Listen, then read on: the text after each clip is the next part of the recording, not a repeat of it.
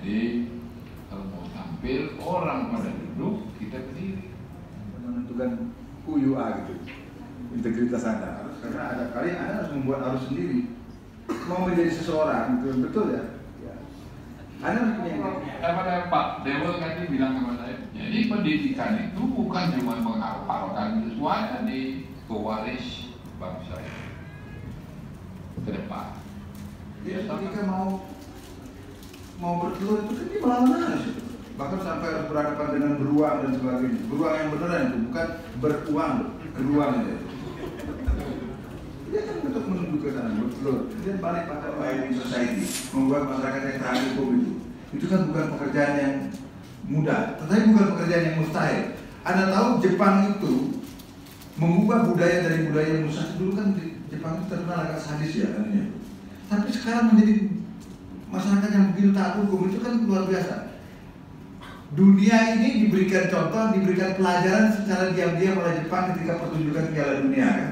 Bagaimana penonton Jepang datang, pulang tidak ada kotoran sama sekali, bahkan dibuat lebih bersih dari ketika dia datang. Pesan apa yang bisa kita tangkap dari situ?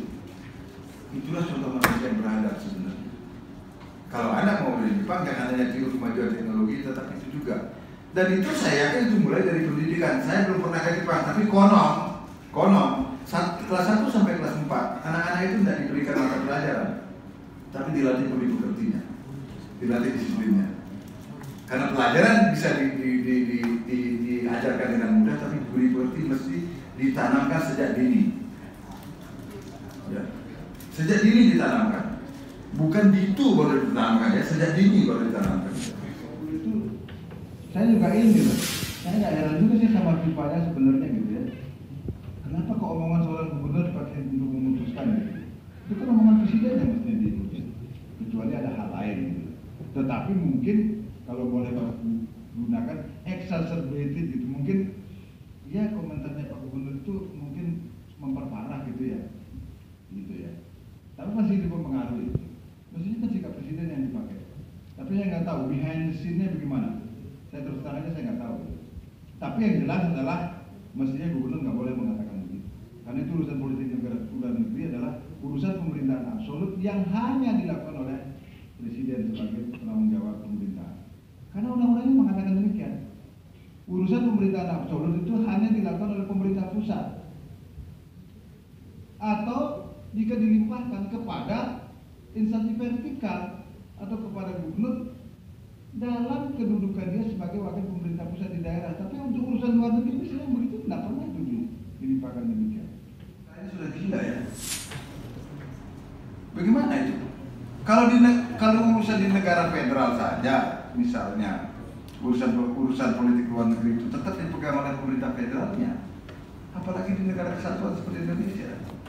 Berarti kalau begitu pelajaran ilmu negara, hukum tata negara, pelajaran ilmu politik yang saya pelajari, hukum tata negara 1, 2, 3, Kapita Selekta hukum tata negara salah semua itu. Ya. Karena itu yang mengajarkan apa yang saya omongkan tadi. Ya. Nah, itu. Jadi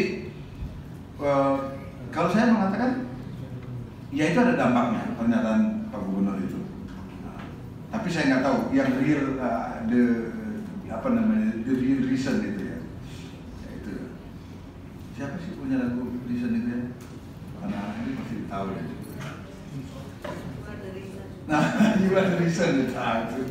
Kalau dosen ilmu komunikasi ya pasti tahu lah. Oke. Ya.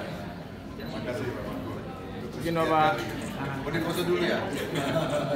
Siap, sudah. 3. Oke. Siap. Terus saya